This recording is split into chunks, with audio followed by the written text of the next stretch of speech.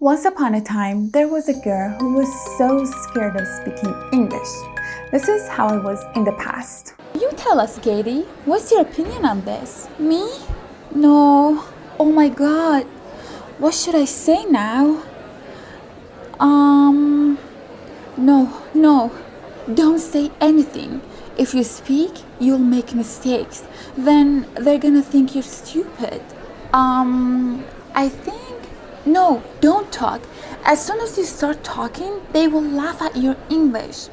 Say nothing. Just say, I don't know, and liberate yourself.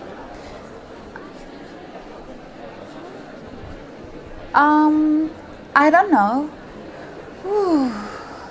When I was about to speak English, I had this vicious version of myself who's telling me all those negative things. So when I was asked to talk about something, I would say, I don't know, even though I had a lot to talk about. But that was about the past. I overcame that fear. Right now, I speak English comfortably all the time. I mean, I'm an English teacher. I have this small channel where I sit in front of the camera talking to you guys all in English. So if you are anything like me in the past, I brought you 5 tips that helped me so much to overcome the fear of speaking English. So let's get straight into it. Tip number 1. It's a service game, not a significant game.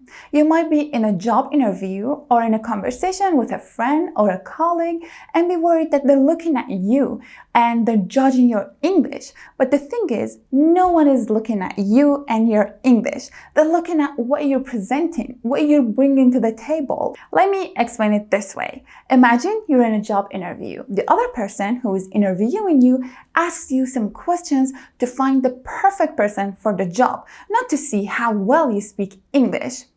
He looks for what kind of service you can give, what you can bring to the table. If you can relate to any of that to them and how you can help them, they hire you. It doesn't matter if you make some mistakes here and there. No one cares because you've brought experience and lots of skills to the table.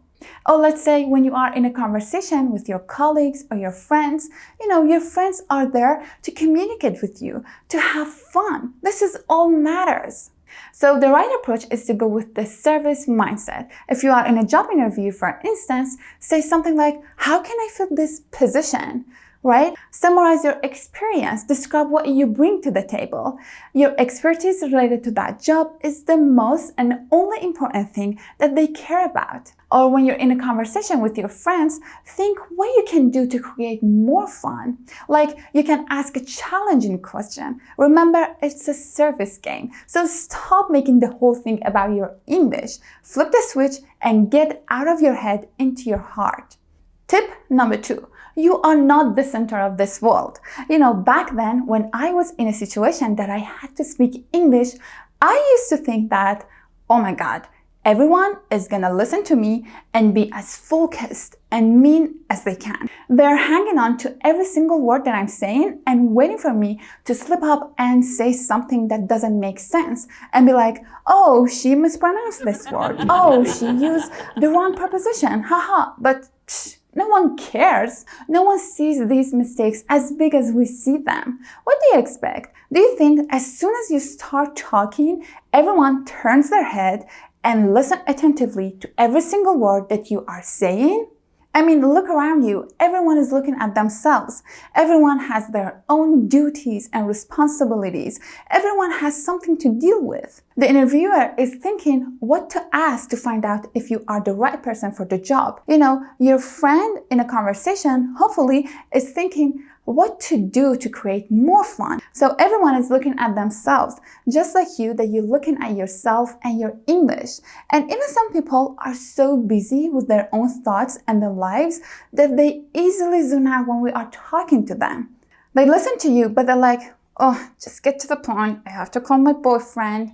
So see, you are not the center of this world. Alright, now we have step number 3.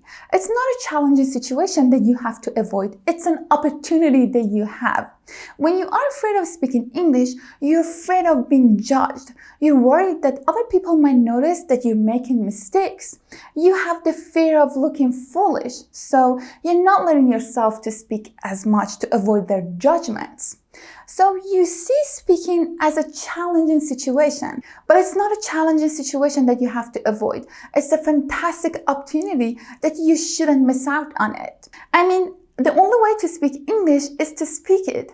The only way to impress the interviewer and get the job that you really want is to talk about your experience. The only way to have fun with your friends is to speak with them, right?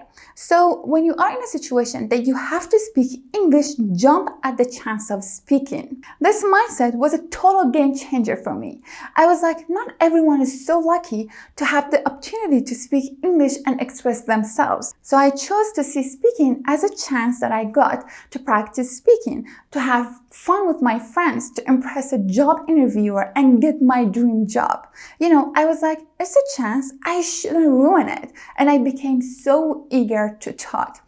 I mean, yes, I was slow, I would make some mistakes, but I wouldn't care. I just saw it as a chance, as an opportunity. So it's not a challenging situation that you have to avoid. It's a chance that you got. When you see it this way, you see it differently. Therefore, you have more freedom to respond and to be as expressive as you want to be. Tip number 4. Give yourself the freedom to make mistakes. This one is freaking important and helped me to come to the realization that why I would get stuck and forget my words while I was speaking. A few years ago, I read an article that when we are afraid of making mistakes, we get the opposite results. According to a study of neuroscience, when we are afraid of making mistakes, we are under stress. And stress worsens our memory. So in stressful situations like speaking English, our memories don't work. I don't know if you can relate to that, where you are speaking and you're stressed out and you want to recall a word, but your mind goes completely blank.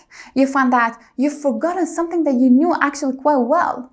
But just an hour later, while you're doing something else, you recall the word that you couldn't for the life of you recall it. So this happens because in a stressful situation, our memory recall is blocked by stress. Therefore, we won't be able to use our knowledge, which is really, really sad. So give yourself the freedom and confidence to make mistakes, and that creates better recall of information. Tip number 5, learn from your mistakes. I used to be quite a perfectionist.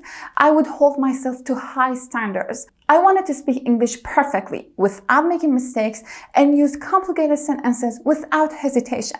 And when I'd speak and make mistakes, I would see them as a failure. I was ashamed of my mistakes. I was worried what other people might think of me. So I'd avoid participating and speaking English. So as a consequence of that, I wouldn't make any progress towards my goal, which was speaking English fluently and accurately. But thankfully, I realized that living that way wasn't useful, wasn't healthy. So I changed my mindset and started speaking. And when I made mistakes, I would appreciate it. I was so willing to learn from my mistakes. So if you are anything like me and you can relate to that feeling of perfectionism, change your mindset. It's not healthy. It's not useful to continue living that way. So try to speak. Don't hold yourself back and be like, oh no, I'm not gonna say this. If I say this, I'm gonna make mistakes and they're gonna notice it. First of all, it's all in your head. No one cares. And second, if you don't speak and make mistakes, you won't move forward. You won't improve. So don't beat up yourself for making mistakes. If you made a mistake, consider it a free lesson. Learn from it and try it again. And then you will make progress. So that's it. That was the 5 tips that I wanted to share with you to overcome your fear of speaking English. I hope that it was helpful. If so, give it a thumbs up. Have a wonderful day. I'll see you in my next video. Bye-bye.